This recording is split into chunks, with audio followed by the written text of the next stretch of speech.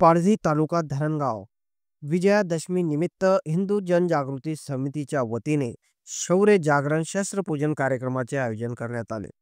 समिती सेवकांनी पारंपरिक शस्त्रांचे शास्त्रोक्त पद्धतीने पूजन करून विधी संपन्न केला।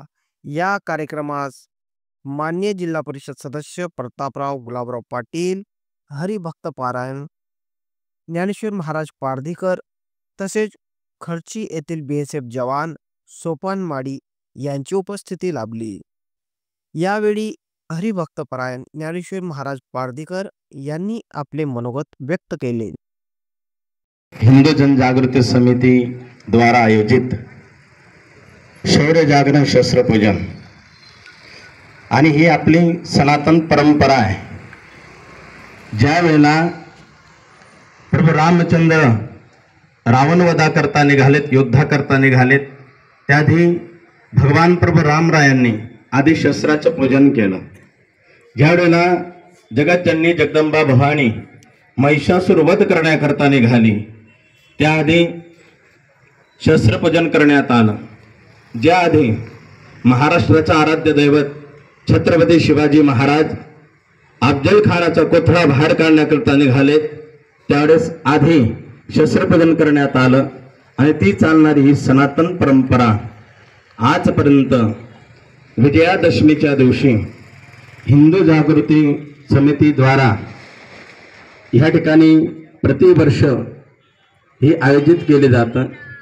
आतापर्यंत छोट्या कानी होत होता, आई जगदंबेच्या मंदिरात, भवानी मातेच्या मंदिरात, आणि ह्या वर्षापासून तो थोडा मोठ्या स्वरूपाचा करण्यात आला। प्रत्येकाला त्या ठिकाणी धर्माची जाण असली पाहिजे। धर्म टिकेल तर आपण टिकू। धर्म एव हतो न हंती, धर्म रक्षती रक्षितः।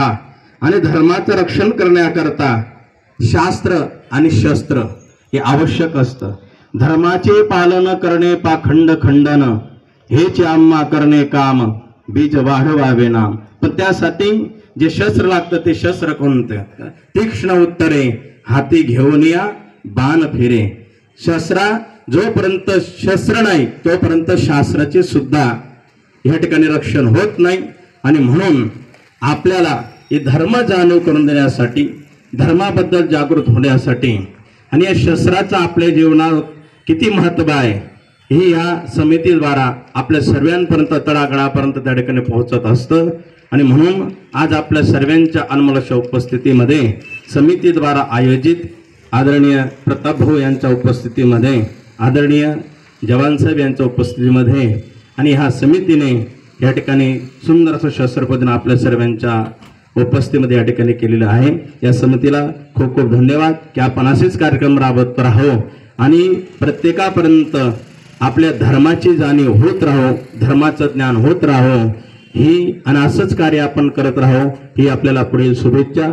सर्वांना विजयादशऱ्याच्या हार्दिक हार्दिक शुभेच्छा। जय श्रीराम। जय श्रीराम।